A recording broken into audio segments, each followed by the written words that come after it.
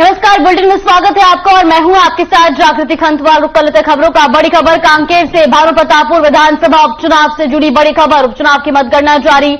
दूसरे राउंड में कांग्रेस प्रत्याशी सावित्री मंडावी आगे। सावित्री मंडावी को 2415 वोट, ब्रह्मानंद नेताम को 1488 वोट, अकबर कोर्राम को 2143 वोट, दिनेश कुमार कल्लो को 497 वोट, शिवपाल पूडो को 170 वोट, घनश्याम जूरी को 133 वोट, डायमंड नेताम को 93 वोट, नोटा में 507 वोट मिले हैं। वहीं कुल 7446 वोटों की अब तक गिनती हो चुकी है। ये बड़ी और अहम जानकारी भानु प्रतापपुर उपचुनाव से जुड़ी।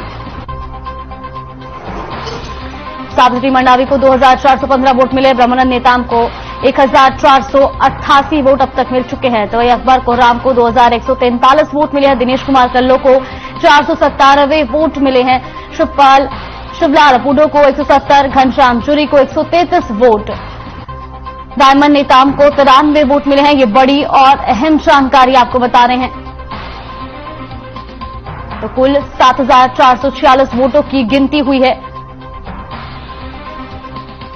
ये बड़ी और अहम जानकारी भानु प्रतापपुर उपचुनाव से जुड़ी।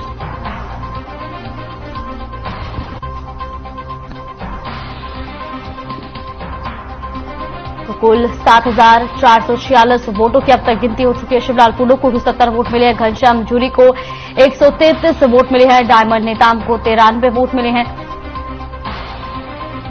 तो नोटा में 507 वोट मिले हैं। कुल 7446 वोटों की अब तक गिनती हुई है।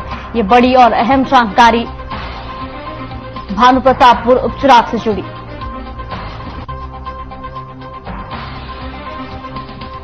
नोटा में 507 वोट मिले हैं और अब तक कुल 7446 वोटों की गिनती हुई है।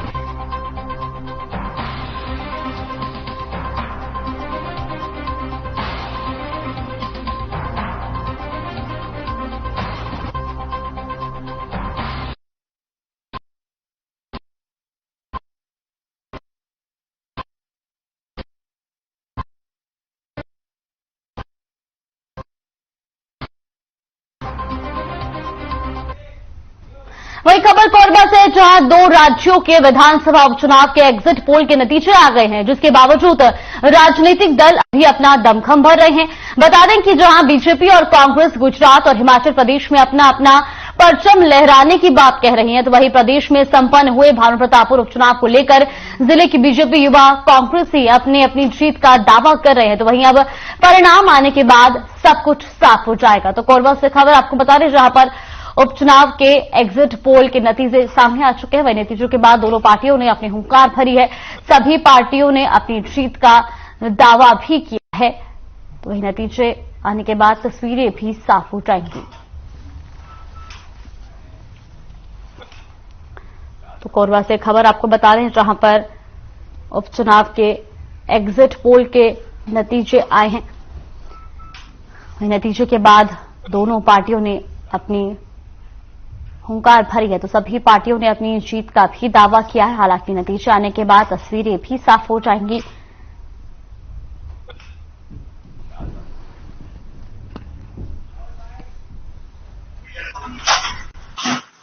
देखिए, गुजरात और हिमाचल प्रदेश, ये दोनों राज्य में भारतीय जनता पार्टी भारी बहुमत से विजय प्राप्त करेगी। गुजरात, जैसा कि आप लोगों ने एग्जिट पोल भी देखा होगा, उसमें एग्जिट पोल में भी बता रहे हैं कि एक तरफा भारतीय जनता पार्टी वहां विजय हासिल करने जा रही है। देखिए, छत्तीसगढ़ के जो भानु प्रतापपुर का उपचुनाव है, तो इसमें तो कोई शंका की बात ही नहीं है। पूरा कांग्रेस के प्रत्याशी पूरा जीत रहा है भारी बहुमत से। और हिमाचल प्रदेश में भी कांग्रेस की सरकार बनने जा रही है, जो मतदाताओं का रुझान आया है। और वहां के जो भी हमारे छत्तीसगढ़ के प्रभारी गए हैं, तो सभी से भी जो भी फीडबैक मिलता है, तो वहां पर जो है कांग्रेस की सरकार बन गई है।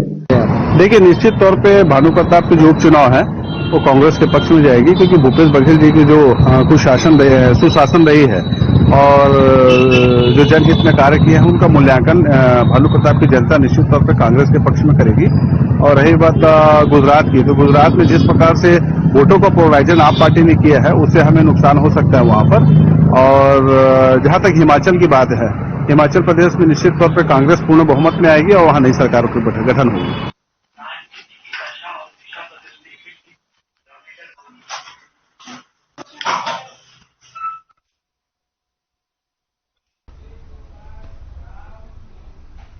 वहीं भानु प्रतापपुर में उपचुनाव को लेकर बेमेतरा के पूर्व विधायक अवधेश सिंह चंदेल ने हमारे संवाददाता से चर्चा की, जिसमें उपचुनाव के संबंध में बातें हुई। साथ ही छत्तीसगढ़ में 15 साल भाजपा की सरकार की उपलब्धियों के बारे में बताया। अवधेश सिंह चंदेल ने चुनाव को लेकर क्या कुछ कहा, आइए आपको सुनवाते हैं। ममता वाराणसी और आप देख रहे हैं हर खबर। जी हां, इस वक्त हम बेमेतरा जिले के पूर्व विधायक अवधेश चंदेल, जिसे भानु प्रताप में हो रहे उपचुनाव को लेकर चर्चा करने के लिए आए हुए हैं। आइए उनसे रूबरू होते हैं। जी सर, जो भानु प्रतापपुर में उपचुनाव हो रहा है, उन्होंने उसे जनता सेमीफाइनल के रूप में देख रहे हैं। सर, क्या कहते हैं? नहीं, ये कोई क्रिकेट नहीं है जिसमें फाइनल और सेमीफाइनल होगा। ये चुनाव है और जनता का मत है, वोटर का मत है। हम जरूर कहेंगे कि इस चुनाव में हम अभी कुछ पीछे हैं, लेकिन अभी अंतिम परिणाम नहीं आए हैं। 2023 का चुनाव और वर्तमान चुनाव को नहीं जोड़ा जा सकता, क्योंकि अभी सत्ता बल पर भूपेश बघेल ने जी जितना प्रयास करना था, एक एक मंत्री को एक एक क्षेत्र में लगा करके, और कांग्रेस के जितने बड़े नेता हैं और जिसमें धनाढ्य नेता हैं, जिसके पास धन है, ऐसे लोगों को लगा करके उन्होंने रखा और लोगों के बीच में भय व्याप्त था। इसलिए हम नहीं कहेंगे कि चुनाव कोई सेमीफाइनल है। 2000 का चुनाव, आम चुनाव, वो अलग होगा और ये वर्तमान का चुनाव है, ये सत्ता का चुनाव। अभी तो वोटिंग गिनती चल रहा है, अभी कुछ कहा नहीं जा सकता, लेकिन चूंकि ब्रह्मानंद नेताम एक अच्छा कैंडिडेट था हमारे लिए, भाजपा के लिए, और आम जनमानस में भी ब्रह्मानंद नेताम के प्रति कोई किसी भी प्रकार की नाराजगी और ऐसा कोई निष्क्रियता का आरोप भी नहीं लगा।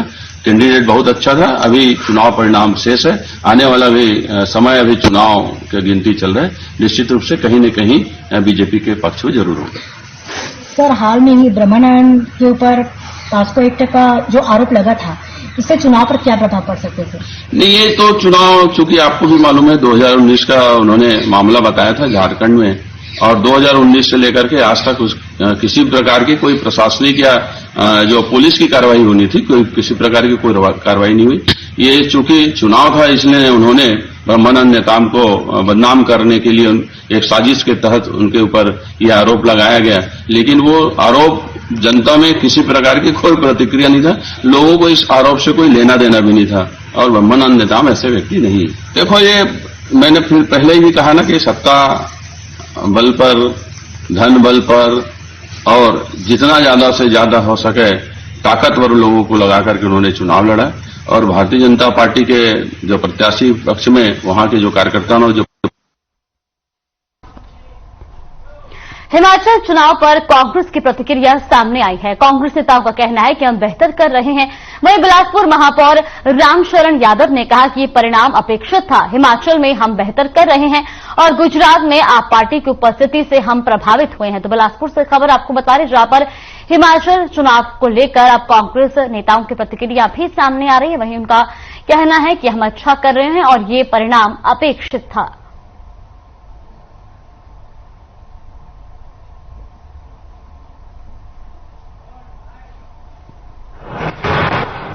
विधानसभा के उपाध्यक्ष बहुत ही सम्मानीय मनोज जी मंडावी जी के निधन के द्वारा वह सीट खाली हुआ था, जिसमें उपचुनाव हुआ है, जिसकी कांग्रेस जीत रही है।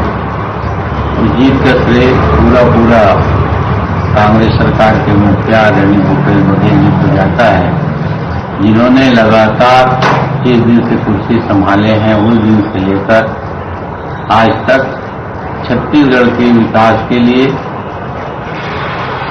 सर्वहारा वर्ग के लिए, सभी वर्ग के लिए काम कर रहे हैं।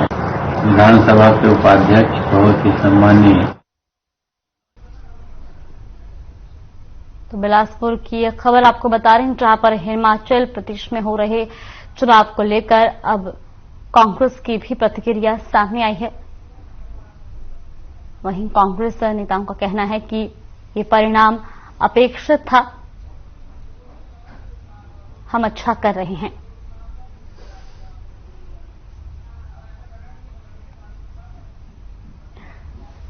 बिलासपुर से खबर आपको बता रहे हैं, जहां पर कांग्रेस नेताओं की भी प्रतिक्रिया सामने आ रही है। आपको बता दें कि हिमाचल में हो रहे चुनाव को लेकर कांग्रेस नेताओं का कहना है कि ये परिणाम अपेक्षित था।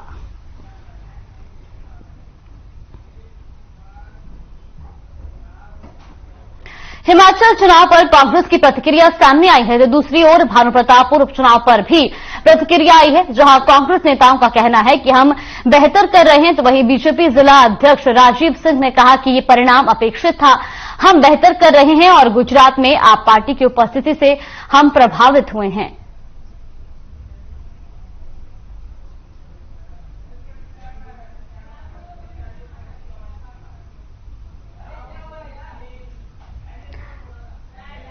तो भानुप्रतापपुर उपचुनाव पर जहां प्रतिक्रिया देते हुए उन्होंने कहा है, कांग्रेस नेताओं का कहना है कि हम अच्छा कर रहे हैं और ये परिणाम अपेक्षित था। तो वहीं आपको बता दें कि बीजेपी जिला अध्यक्ष राजीव सिंह की भी प्रतिक्रिया सामने आई है। गुजरात चुनाव को लेकर उनकी प्रतिक्रिया सामने आई है।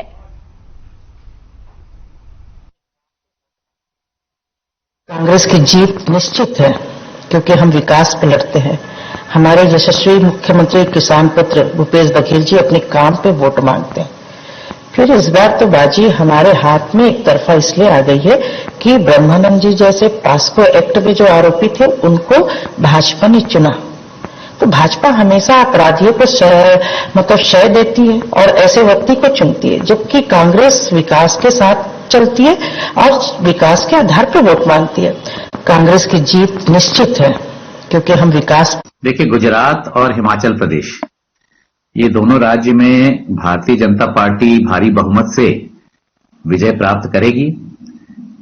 गुजरात, जैसा कि आप लोगों ने एग्जिट पोल भी देखा होगा, उसमें एग्जिट पोल में भी बता रहे हैं कि एक तरफा भारतीय जनता पार्टी वहां विजय हासिल करने जा रही है। जो शुरुआती रुझान है वो तो कांग्रेस के पक्ष में है, लेकिन अंतोगत्वा मुझे ऐसा लगता है कि भारतीय जनता पार्टी ने वहां चुनाव ठीक तरीके से लड़ा है और हमने इस सरकार की नाकामियों को भी ठीक तरीके से जनता के सामने रखा है। तो वो परिणाम भारतीय जनता पार्टी के पक्ष में आएगा, क्योंकि कांग्रेस जिस तरीके से खैरागढ़ में हार के डर से जिला की घोषणा कर दी, उसके बाद यहां हार के डर से 32% आरक्षण का एक ऐसा प्रस्ताव लाया जिसको कोई भी चैलेंज कर सकता है। दिल्ली एमसीडी चुनाव में आम आदमी पार्टी को मिली बड़ी जीत पर आम आदमी पार्टी के नेताओं की प्रतिक्रिया सामने आई है। आप नेताओं की प्रतिक्रिया सामने आई, तो एमसीडी चुनाव पर उन्होंने अपनी प्रतिक्रिया दी है। हमारे बीच में आम आदमी पार्टी के महबूब अली फारूकी मौजूद है, उससे जानने की कोशिश करेंगे आखिर दिल्ली, गुजरात और कहा जाए हिमाचल में किस प्रकार से देखी जा रही रुझान उसको। सर्वप्रथम अपना परिचय बताएंगे, क्या नाम हुआ? मैं महबूब अली फारूकी, स्टेट ऑब्जर्वर। दिल्ली चुनाव के नतीजे जो आए हैं, सबसे पहले तो मैं दिल्ली की जनता को तहे दिल से आभार व्यक्त करूंगा कि उन्होंने शिक्षा और स्वास्थ्य जैसे मॉडलों पे केजरीवाल सरकार को एक बार पुनः जो है ना उन्होंने एमसीडी में भी हम लोगों को जवाबदारी दी है। तो वहां की जनता का हम सबसे पहले शुक्रिया अदा करेंगे कि उन्होंने शिक्षा और स्वास्थ्य के लिए वोट दिया है जी। रह गई बात हिमाचल और गुजरात के नतीजे, हमें पूरी उम्मीद है कि हमारी सरकार वहां पे हम दोनों जगहों पे बनाने जा रहे हैं। निश्चित तौर पे जिस तरीके से हमारी रैलियों पे और हमारे माननीय राष्ट्रीय अध्यक्ष एवं दिल्ली के सीएम माननीय अरविंद केजरीवाल जी के को जिस तरीके से गुजरात की जनता ने चाहा है, और वो रैलियों में दिखता था कि जिस तरीके से जनता वहां पे पानी हो, बरसात हो, दिन हो, रात हो, और जिस तरीके से पूरा भीड़ दिखती थी, उससे हमें पूरी आशा और उम्मीद है कि हम वहां पे निश्चित तौर पर सरकार वहां पे बनाने जा रहे हैं जी। आपको क्या लगता है, जैसे कि दिल्ली में आम आदमी पार्टी ने सरकार बनाई है, तो क्या कुछ कारण रहा होगा जीत का, हमारे जनताओं को भी बताएंगे? सबसे पहली बात तो ये है कि भारत के अंदर जब से 2013 में आम आदमी पार्टी का बनी थी और उस समय से लेकर आज तक जिस तरीके से हमारी पार्टी का एक ही सिद्धांत है, शिक्षा और स्वास्थ्य जैसे मूलभूत सुविधाओं पे लोगों को मिलनी चाहिए। बिजली फ्री हो, पानी फ्री हो, हमने सभी चीजों पे काम किया है। ये दुर्भाग्य की बात है कि 70 साल देश के आजाद होने के बाद, 70-75 साल के बाद भी आज भी एक गरीब के बच्चे को अच्छी शिक्षा नहीं मिल पा रही है। जैसा कि दिल्ली के अंदर आपने देखा होगा कि हमारे सरकारी स्कूल आज वहाँ पे प्राइवेट स्कूलों से बेहतर है। छत्तीसगढ़ हो या गुजरात हो, दोनों जगहों की स्कूल की हालत आपने अपने मीडिया के माध्यम से आपने देखी होगी। और वहाँ की जो दुर्दशा है कि स्कूलों को बंद करना पड़ जा रहा है, शिक्षक की कमी हो रही है। ये कहना चाहिए कि इनकी कांग्रेस और भाजपा की सोची समझी साजिश के तहत देश को एक नर्क की समझकर गड्ढे की ओर जो है ढकेलने का प्रयास किया जा रहा है। युवा पीढ़ी आज देखो तो आप जो है नशे में लत है, शिक्षा का स्तर आप तो जान ही रहे हैं जी। और जिस तरीके से पूरे भारत के अंदर में जाति और धर्म के नाम पे बांटने का प्रयास किया गया है, उसमें माननीय अरविंद केजरीवाल जी ने सर्व समाज को लेकर, सर्वधर्म की बात कर जो है ना, शिक्षा और स्वास्थ्य की बात कर आज संघ सरकार बना रहे हैं। और जिस तरीके से केंद्र की सारी एजेंसियां हमारे नेताओं के ऊपर दुरुपयोग लगातार कर रही है मोदी सरकार, उसके बाद भी हमारी एमसीडी में जीत, ये हमारी पार्टी के लिए सबसे बड़ी उपलब्धि है जी। आपको क्या आंकलन लगता है कि मतलब गुजरात और हिमाचल में किस कदर जीत होगी, क्या कुछ कहना चाहेंगे? गुजरात तो निश्चित तौर पे हम लोग जीत रहे हैं जी। गुजरात जीतने के कई कारण हैं। गुजरात, आप जो गुजरात के मॉडल की बात करते थे और गुजरात मॉडल बताकर जो दिल्ली की सरकार में बैठे हैं, वही आज जो है ना दिल्ली मॉडल बताकर वो गुजरात में जाना चाह रहे हैं। तो ये यहीं पे आप समझ सकते हैं कि न तो गुजरात मॉडल है, न तो भारत में कोई दिल्ली मॉडल है जी। मॉडल है तो सिर्फ केजरीवाल मॉडल ही, पूरे भारत में क्या पूरे विश्व में आपने देखा होगा कि विदेश के प्रधानमंत्री हो या राष्ट्रपति हो, हमारे सरकारी स्कूलों के निरीक्षण करने आए, घूमने आए। मोहल्ला क्लिनिक आप देख लीजिए, हमारी सरकार की सबसे बड़ी उपलब्धि है। महिला मोहल्ला क्लिनिक हमने उपलब्ध कराया ताकि महिलाओं की जो समस्या है, महिलाएं अपनी महिला से बेहतर तरीके से अपनी समस्याओं को रख सकती हैं। आज हम लोगों ने सभी चीजों पे काम किया है। जो भी डॉक्टर भीमराव अम्बेडकर जी के ने मौलिक अधिकार दिया था, मौलिक अधिकारों को हम गरीब जनता तक पहुंचाने का प्रयास हमारा जो माननीय केजरीवाल जी का संकल्प है। हम उस जनता के लिए काम करने के लिए आए, हम उद्योगपति या बिजनेसमैन के काम करने के लिए नहीं बैठे जी। बताएंगे, दिल्ली में भाजपा और कांग्रेस को पछाड़ते हुए एक तरफा जीत मिली है, कितने आंकलन रहा होगा जीत का, हमारे दर्शकों को भी बताएंगे। दिल्ली और गुजरात जीत के लिए तो हम लोग शुरू से ही आश्वस्त थे जी कि हम निश्चित तौर पे बहुत आसानी से गुजरात और दिल्ली को जीत लेंगे जी। जैसा कि आपने देखा होगा कि हिमाचल का जो चुनाव है, हिमाचल में भी हमारी बहुत अच्छी पोजीशन है। एग्जिट पोल के नतीजे कुछ भी कहें जी, हमारी एग्जिट पोल के नतीजों से कोई लेना देना नहीं है। वो तो सरकार की एजेंसियां एग्जिट पोल करती हैं और वो अपने जिस तरीके से हमारी दो दिन पहले हमारा बहुमत की सरकार वहां पे दिख रही थी और उसके बाद अचानक डाउन कर दी, उससे हमको कोई फर्क नहीं पड़ता। या हमारी सरकार दिखाए या हमको वो डोमिनेट करके दिखाए, हमको उससे लेना देना नहीं है। हम इतना जानते हैं कि हम सर्वे में नहीं आएंगे, हम सीधा सीधा सरकार में आएंगे।